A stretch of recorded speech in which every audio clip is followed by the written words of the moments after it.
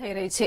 માખડિયાપરા વિસ્તારની કેનાલમાં પાણીનો પ્રવાહ વધતા ગાબડું પડ્યું હતું, જેમાં ડ્રેનેજના પાણી કેનાલમાં ઠાલવાતા કેનાલ ઓવરફ્લો થઈ હતી।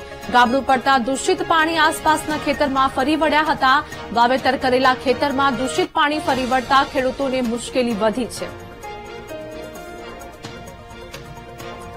તો ગાબડું પડતા દૂષિત પાણી આસપાસના ખેતરમાં ફરી વળ્યા હતા। ખેડૂતોને પણ મુશ્કેલી વેઠવી પડી રહી છે, જેમાં પાણીનો પ્રવાહ વધતા ગાબડું પડ્યું હતું। વાવેતર કરેલા ખેતરમાં દૂષિત પાણી ફરી વળતા ખેડૂતોને પણ નુકસાન થયું છે।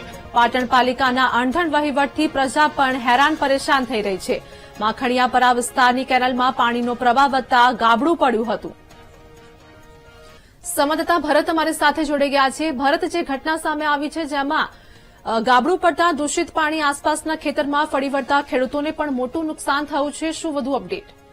ચોક્કસ ત્યારથી પાટણ નગરપાલિકાની ઘોર બેદરકારી સામે આવી છે કે સમગ્ર પાટણ શહેરનું જે ભૂગર્ભ ગટરનું પાણી હોય છે તે માખણિયાપરા વિસ્તારની અંદર આવેલું જે તળાવ છે ત્યાં ગાડી ઠલવવામાં આવે છે, પરંતુ દર સાલ ચોમાસાની સિઝન શરૂ થાય છે અને આ માખણિયાપરાનું જે તળાવ છે તે ઓવરફ્લો થાય છે અને તેની પાસેથી જ નીકળતી જે કેનાલ છે તેની અંદરથી પાણી આસપાસના ખેડૂતોના ખેતરોમાં ઘૂસી જાય છે। એટલે કહી શકાય કે ખેડૂતો દ્વારા એક બાજુ ચોમાસું વાવેતર માટેની તમામ પ્રકારની તૈયારીઓ ખેતરમાં કરી હતી અને બીજી બાજુ પશુઓ માટેનો જે ઘાસચારો વાવેલો હતો, કેનાલની અંદરથી જે પાણી ઓવરફ્લો થયું છે અને આસપાસના ખેડૂતોના ખેતરોમાં પાણી ફરી વળતા અત્યારે ખેડૂતોને નુકસાન વેઠવાનો વારો આવે છે। પરંતુ પાલિકા તંત્ર ગઈકાલે કેનાલની અંદર જે ગાબડું પડ્યું છે હજુ સુધી ત્યાં આગળ ફરતું પણ નથી અને આસપાસના જે માખણિયાપરા વિસ્તાર છે ત્યાં આગળ લોકો પણ વસવાટ કરે છે। તો આ કેનાલનું સત્વરે રિપેરિંગ કરવામાં નહીં આવે તો ટૂંક સમયમાં આ કેનાલનું જે દૂષિત પાણી છે આસપાસના જે ખેડૂતોના મકાનો આવેલા છે ત્યાં પણ ઘૂસવાની શક્યતાઓ જોવા રહી છે, પરંતુ નગરોળ પાલિકા તંત્ર